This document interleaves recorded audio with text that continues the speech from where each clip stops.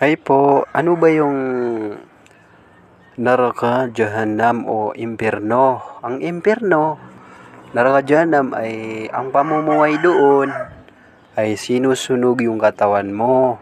Tapos nabubuhay ka ulit, sinusunog naman ang katawan mo. Abang buhay na yun, nangyayari sa tao, sa impyerno.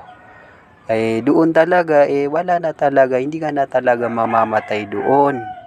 Kaya nandito ka pa sa mundo, ay mag-isip-isip ka, hanapin mo yung reliyon na totoo, kagaya ng Islam, dahil sa impyerno talagang Narakadyanam, ay malaki talaga pagsisisi ng tao dahil hindi siya namamatay. Doon talaga, kahit magbilang ka pa dito, ang tagal talaga yon, hindi talaga mabilang ang tagal nun.